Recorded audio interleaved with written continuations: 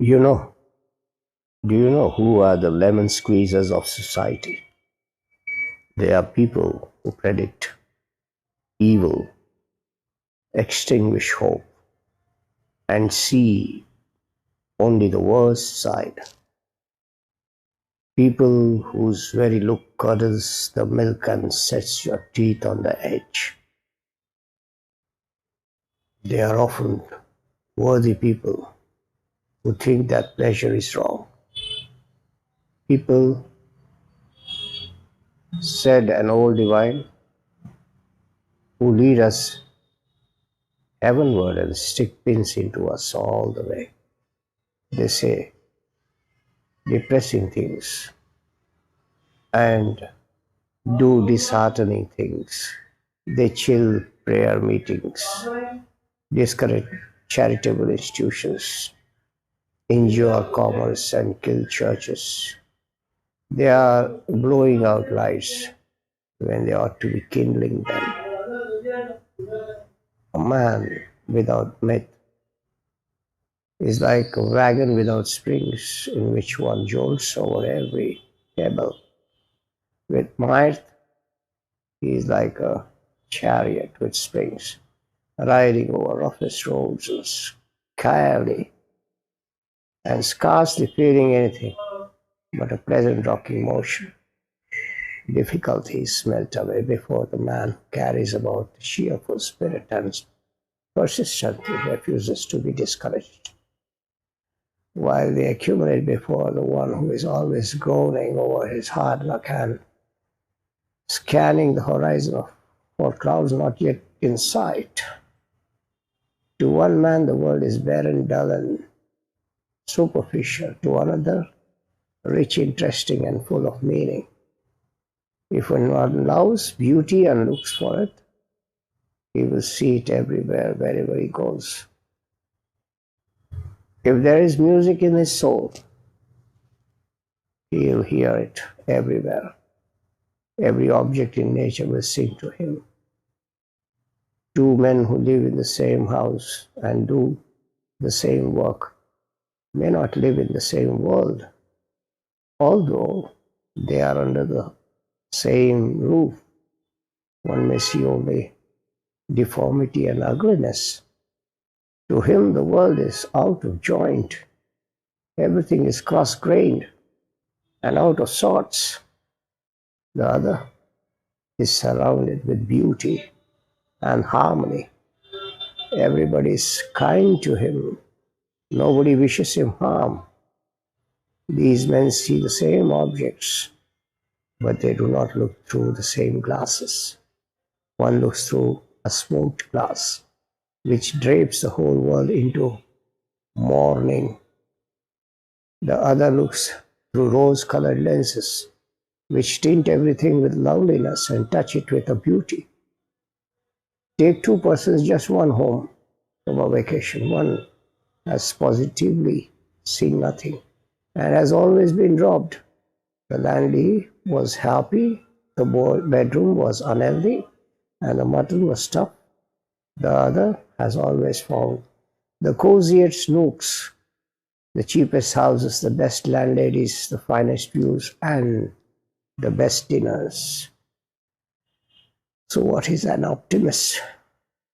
This is the question. This is the question.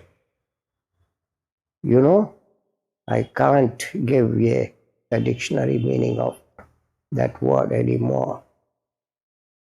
And I can of a great many others, but I have got a kind of an idea.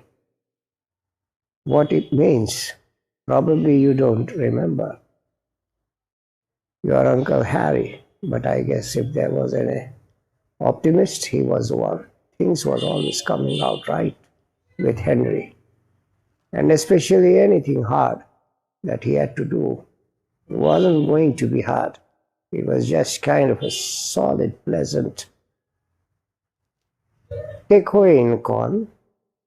Now, if anything ever tuckered me out, that was boiling corn in the hot sun. But in the field, long about the time I began to lag back a little, Henriette took up and say, "Good, Jim. When we get these 2 rows out and 18 more, the piece will be half done. And he'd say it in such a kind of cheerful way that I couldn't be bend anymore, tickled if the piece had been all done. And the rest would go light enough. But the worst thing we had to do, hoeing corn, was a picnic to it. The picking stones, there was no end to that on our old farm. If you wanted to raise anything, we weren't hurried and pressed with something else. There was always picking stones to do, and there wasn't plowing. But what brought up a fresh crop? And seems as if picking had all to be done over again. Well, you'd thought to hear Henry that there wasn't any fun in the world like picking stones. He looked at it in a different way for anybody I would ever see. Once when the corn was all hoed and the grass wasn't fit to cut yet and had got all laid out to go fishing, and father, he up and set us to picking stones up on the west spice. And I was about to ready to carry Henry. He says, "Come on, Jim. I know where there's lots of nuggets." And what do you suppose now? The boy had a kind of a game that there was field was what he called a placer mining field, and he got me into it. And I couldn't have sworn I was in California all day. I had such a good time. Only, says Henry, after we go through the day's work, the way you get rich with these nuggets is to get rid of them instead of getting them.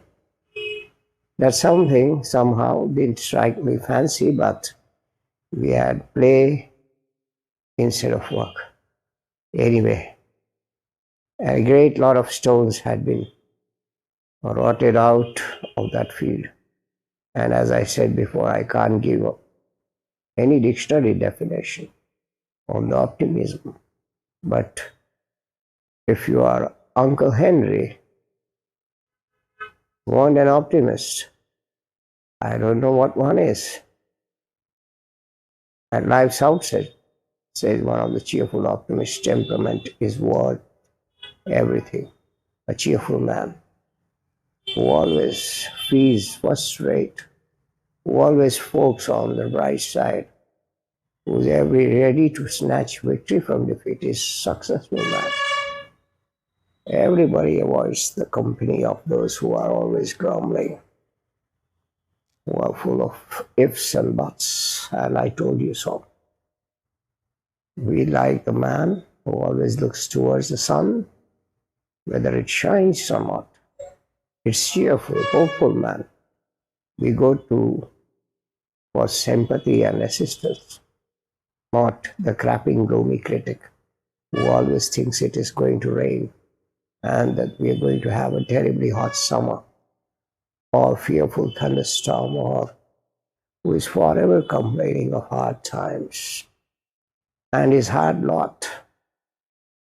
It is a bright, cheerful, hopeful, contented man who makes his way, who is respected and admired.